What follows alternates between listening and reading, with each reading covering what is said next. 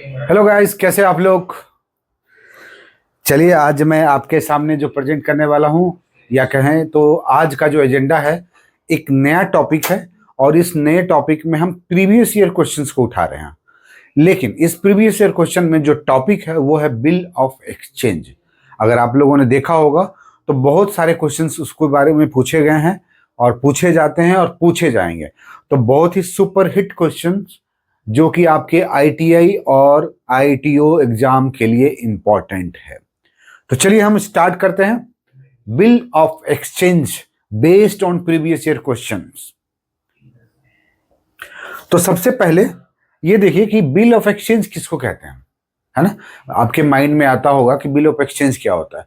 तो before proceeding in that direction, मैं आप लोगों को बता दूं कि एक इंस्ट्रूमेंट होता है, लीगल इंस्ट्रूमेंट, जैसे निगोशिएबल इंस्ट्रूमेंट एक्ट 1881 अगर आप पढ़ेंगे तो उसमें मल्टीपल इंस्ट्रूमेंट्स के बारे में बताया गया। तो बेसिकली एक लीगल डॉक्यूमेंट बेस्ड इंस्ट्रूमेंट जिसके द्वारा एक पर्टिकुलर व्यक्ति या एक ड्रॉयर ड्रॉई के प्रति या पेई के प्रति एक प्रॉमिस करता है। इसलिए इंस्ट्रूमेंट जो आप लोग जानते हैं, समझते भी होंगे, जैसे चेक होता है, बिल ऑफ एक्सचेंज होता है, प्रोमिसरी नोट होता है, ये सारे इंस्ट्रूमेंट हैं। तो अगर कभी एमसीक्यूज में भी पूछा जाए कि इनमें से कौन सा इंस्ट्रूमेंट नहीं है तो आप इसे आइडेंटिफाई कर सकते हैं। तो बेसिकली क्या होता है, प्रोमिसरी नोट, जिसमें ये कहा जाता है कि हम प्रॉमिस करते हैं कि मैं आपको 20,000 रुपया पे करूंगा। दूसरा होता है बिल ऑफ एक्सचेंज। इसमें होता है कि मैं ड्रॉ करता हूं दूसरी एक पार्टी के लिए कि आप इसे पर्टिकुलर अमाउंट पे कीजिए। The bill of exchange basically क्या होता है, exchange, right, in lieu of something, right. और तीसरा जिसे चेक होता है, तो चेक के बारे में आप लोग जानते ही हैं। चेक में क्या होता है, बियरर चेक होता है, ऑर्डर चेक होता है। तो बी चेक का बहुत से टाइप होता है, क्रॉस चेक होता है, अकाउंट पे चेक होता है। तो ये सारे जो के सारे डॉक्यूमेंट जो आप देखेंगे बेसिकली एक इंस्ट्रूमेंट है, लीगल इंस्ट्रूमेंट है। उसी में से एक बिल ऑफ एक्सचेंज आता है जो अकाउंट्स में काफी यूज होता है, जिसमें एक पार्टी दूसरे पार्टी के थ्रू या दूसरे पार्टी को या दूसरे पार्टी के लिए एक बिल ऑफ एक्सचेंज ड्रॉ करता है ताकि इन पेमेंट इंश्योर हो जाए, है ना। इंश्योर करने के लिए ये बिल ऑफ एक्सचेंज ड्रॉ किया जाता है। पर्पस जो बिल ऑफ एक्सचेंज का होता है वो ये है कि अगर हम किसी व्यक्ति को कोई क्रेडिट पे सेल करते हैं कोई अमाउंट, और उसने बोला कि 1 महीने में, 2 महीने में, 3 महीने हम पेमेंट कर देंगे, और अगर उसने 3 महीने में नहीं पेमेंट किया तो हमारे पास कोई ऐसा लीगल डॉक्यूमेंट नहीं होता है जिसके आधार पे हम उस व्यक्ति को सू कर सकते हैं। Clear. So having a proper legal right और title to file a sue against that defaulter or to that person who has taken on credit is insured by with the help of legal instrument like check, like bill of exchange or promissory note.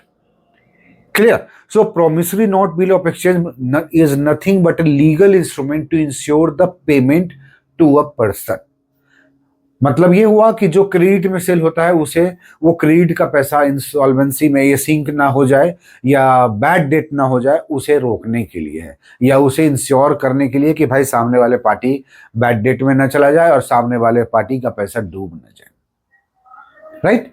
तो चलिए हम आज bill of exchange का एक question लेते हैं और आपके सामने हम प्रेजेंट करेंगे कि बिल ऑफ एक्सचेंज का किस तरह से क्वेश्चन पूछा जाता है। हाँ, एक चीज और आप लोगों को बता दूं, बिल ऑफ एक्सचेंज जब आप क्वेश्चन सॉल्व करते हैं तो सबसे मोस्ट इंपॉर्टेंट पार्ट होता है वो है ड्यू डेट।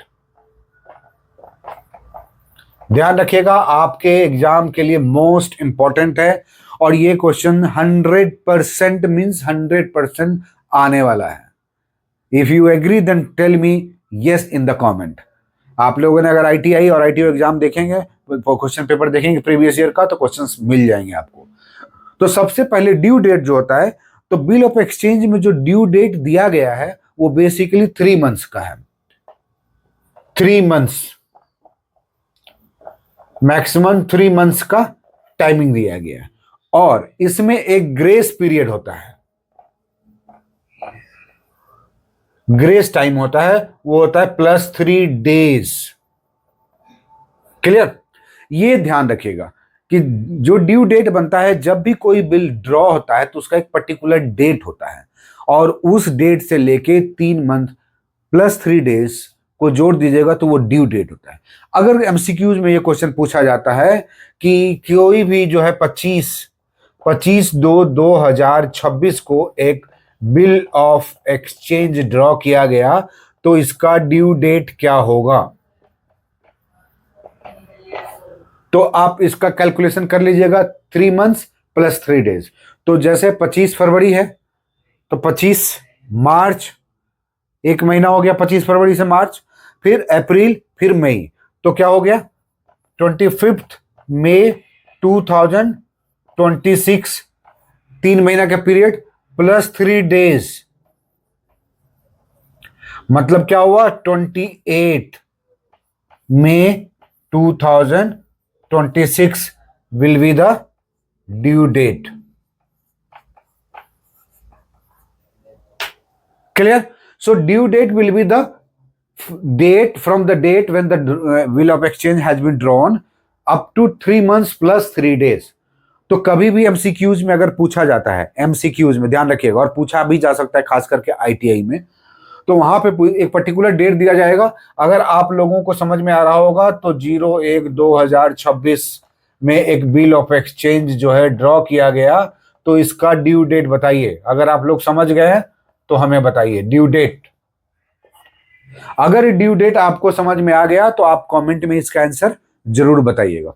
चलिए, तो ये हो गया कि जब भी ड्यू डेट फिक्स करते हैं तो उस डेट से लेके 3 महीना प्लस 3 दिन ऐड कर दीजिए, तो जैसे ये हो गया 28 का ड्यू डेट।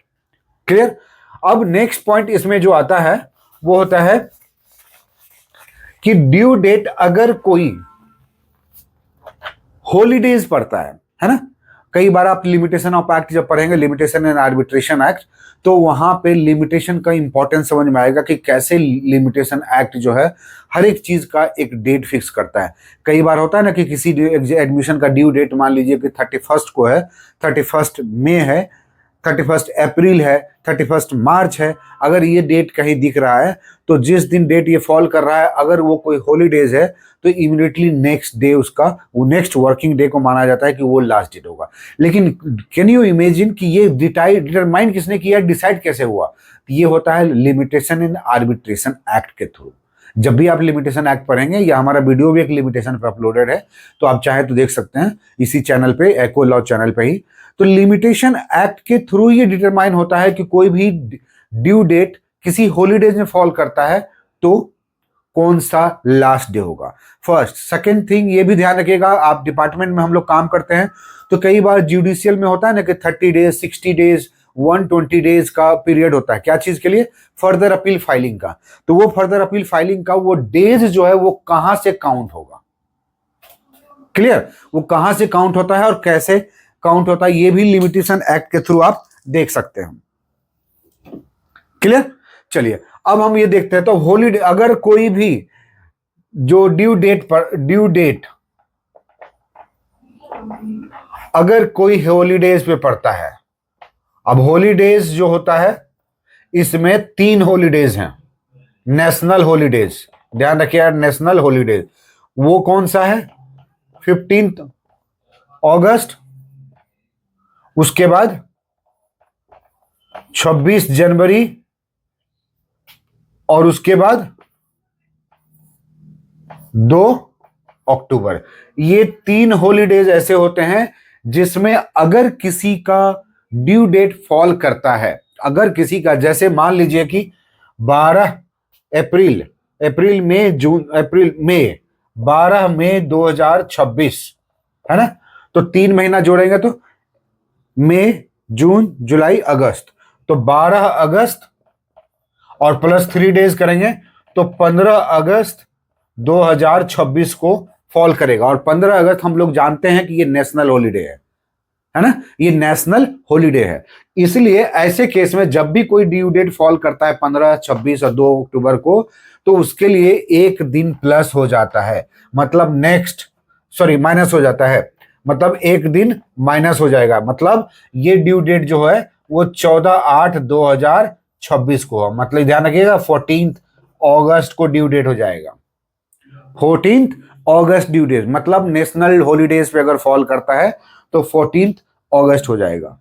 एग्जाम्पल के तौर पे और एक बार बता देता हूं कि अगर कोई ड्यू डेट 26 जनवरी को पड़ रहा है तो 26 जनवरी मतलब क्या हुआ, मान लीजिए कि ये 26 है तो 3 महीने पहले, तो दिसंबर जनवरी फरवरी है ना, अक्टूबर नवंबर दिसंबर, तो मान लीजिए कि 23 अक्टूबर 2025 का बिल ड्रॉ हो गया है, बिल ऑफ एक्सचेंज।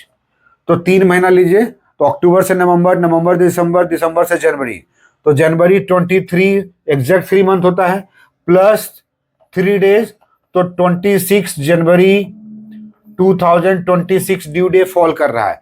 अब ये ड्यू डे नेशनल हॉलीडे है, ये हम सब लोग जानते हैं, तो इसलिए हम यहाँ पे एक दिन माइनस कर देंगे, ये हो जाएगा 25 जनवरी 2026।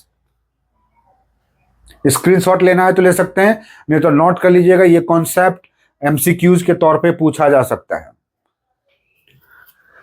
इसमें एक चीज और है कि अगर कोई डे, ऐसा डे जो नेशनल हॉलीडे के अपार्ट, जैसे मान लीजिए कि कोई इमरजेंसी हो गया,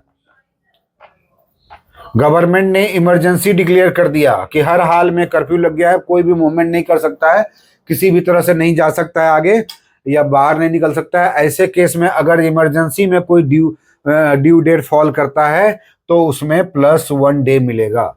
अगर जैसे कि हम लोगों ने देखा कि 1 मई 2026 से ले तो मई, जून, जुलाई, अगस्त, तो क्या हो जाएगा अगस्त में, 4 अगस्त 2026 को, और अगर पता लगा कि ये इमरजेंसी में हो चला गया, इमरजेंसी डिक्लेयर कर दिया गया है ना, तो इस इमरजेंसी को छोड़कर अगला जो वन डे होगा वो ही होगा उसका ड्यू डेट।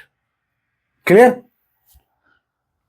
चलिए, ये आपका बिल ऑफ एक्सचेंज का एक पर्टिकुलर डेट था जिसमें कि आप लोगों को हर हाल में याद रखना होगा, और ये एमसीक्यूज आपसे पूछा जाएगा और आप जो है फंस जाएंगे, तो फंसने से अच्छा है कि आप इसे जरूर सॉल्व कीजिएगा। तो चलिए, नेक्स्ट वीडियो में मैं आप लोगों को बताऊंगा कि बिल ऑफ एक्सचेंज के ऊपर जो क्वेश्चन पूछा जाता है वो कैसे पूछा जाता है, ताकि आप अपने आप को कम से कम 4 से 5 मार्क्स जो है गेन करने के लिए इंश्योर कर सकते हैं, क्योंकि नेगेटिव मार्किंग में जो परफेक्ट आंसर होगा वो मैथमेटिकल क्वेश्चंस को सॉल्व करने में ही अच्छा होगा। तो ये मैथमेटिकल क्वेश्चन है। सो in the next video I will be dealing with the examples of the previous year question based on bill of exchange. So thank you, stay tuned to Equalaw channel and do not forget to share and subscribe the channel. Thank you.